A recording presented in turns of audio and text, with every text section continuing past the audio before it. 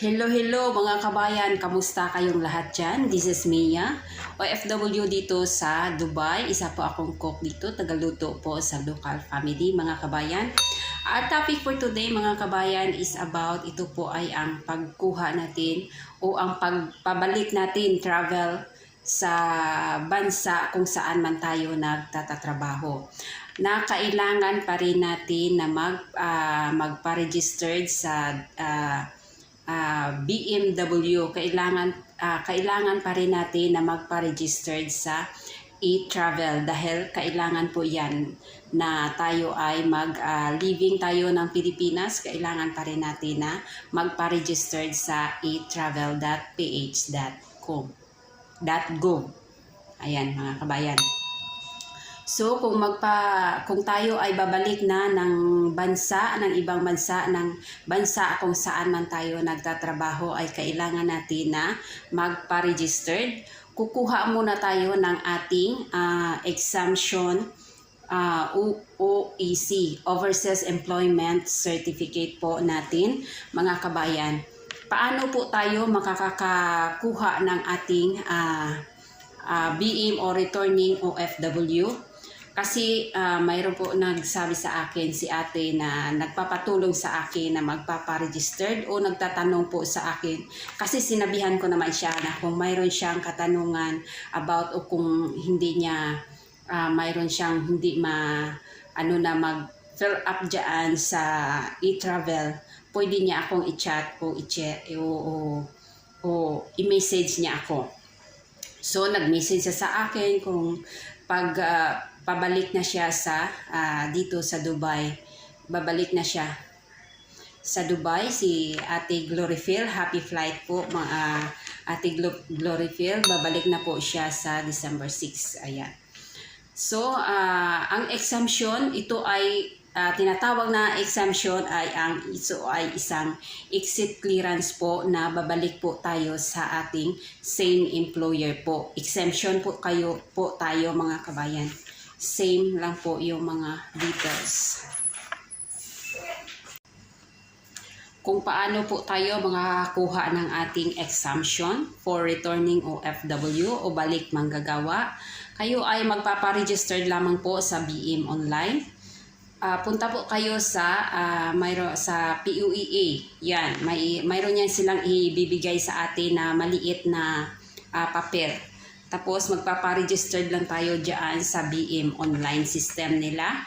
At tapos ilagin lang natin ang ating BM Online kasi tayo ay mga exemption na, so mayroon na tayong mga account dyan sa kanila. So magpa-registered na lang tayo, tapos mag-login tayo sa kanila sa BM Online. Tapos i-update natin ang ating profile page.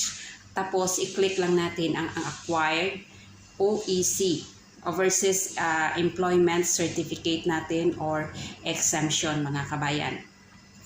So tapos kung mayroon na tayong mga OEC, nakakuha na tayo kasi mabilis lang naman. Pero kung tayo ay mag-change ng employer, punta talaga tayo doon sa kanilang office at isabi natin doon na tayo ay change employer. Pero kung tayo ay, ang topic natin ay change exemption lang tayo, na kailangan natin na magpa-register talaga sa e-travel. Tapos kung nakakuha na tayo ng ating OEC, okay na at napaprint na natin ang OEC, mayroon na tayo. So doon naman tayo sa eTravel.gov.ph mga kabayan. Kailangan natin na i-register din ang ating OEC, ang ating travel pabalik sa Pilipinas. So i-open lang natin ang ating eTravel.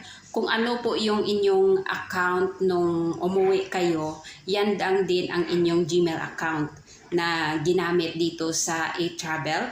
Tapos i-open nyo lang yan, yung inyong password, i-open nyo lang yan mga kabayan. Tapos i-click nyo lang ang new declaration.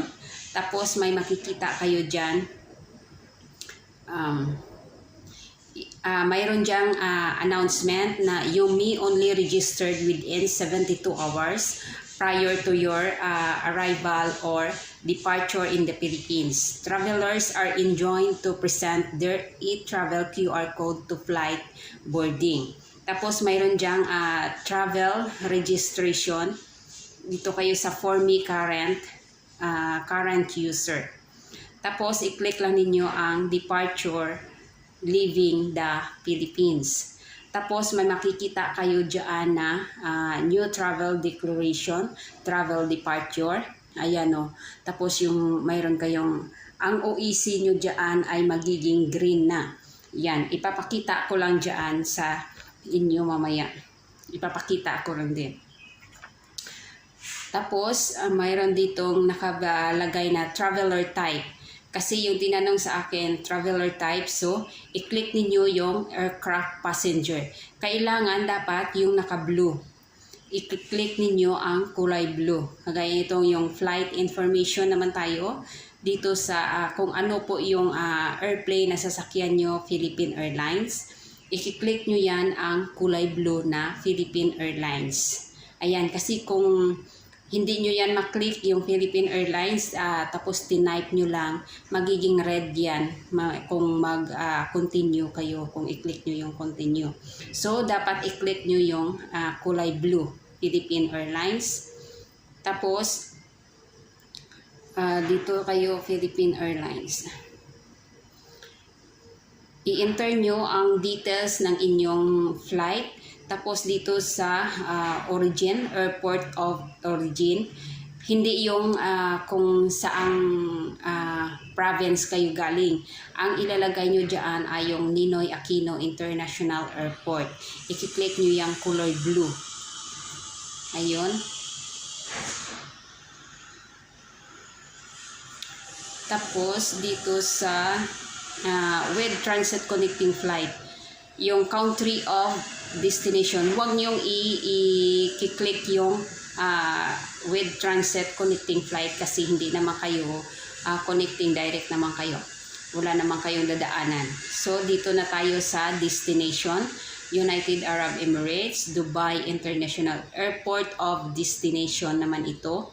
Ay galing kayo sa Ninoy International Airport tapos pupunta kayo sa airport of Dubai International Airport kung saan kayong terminal. Tapos yung destination address ninyo is Dubai. So i-click lang ninyo ang next. Tapos maglagay na kayo, mayroon dyan na Philippine Custom Declaration. Ayan. Tapos i-click nyo lang yung no sa Custom Declaration. I-click nyo yung no. Kung wala naman kayong mga malalaki, mga alahas, wala kayong mga dollar na dala, yun. Wala naman siguro kasi galing naman kayong Pilipinas, hindi naman kayo galing ng ibang bansa. So, i-click nyo lang yung no. Tapos, pero kung i-click nyo yung itong yes, so may lalabas dyan na marami pa kayong i-fill up dyan. Pero kung wala naman kayong dala, so no yung pipindutin nyo. Tapos dito na kayo sa Philippine Travel Information System, New Travel Declaration. Kung mayroon kayong mga kasama, kung mayroon kayong mga family members, pwede nyong i-include dyan. Select the family member you wish to include on this travel declaration. Let's get started. Kung mayroon lang kayong family. Pero kung single kayo, okay na, wala na. Tapos you haven't selected any family members for this travel. Kung wala naman lang is no na yung ilagay nyo. Ayun, pagkatapos ay dito na kayo ilalagay nyo ang inyong signature. Tapos i-next nyo na. Tapos mag-submit na kayo. Ayan na mga kabayan. So, dapat ay kailangan pa rin natin na magpa-registered sa ating e-travel mga kabayan. Thanks for watching. Don't forget to subscribe and click the bell button para po may update kayo sa aking susunod na video. Don't forget to subscribe.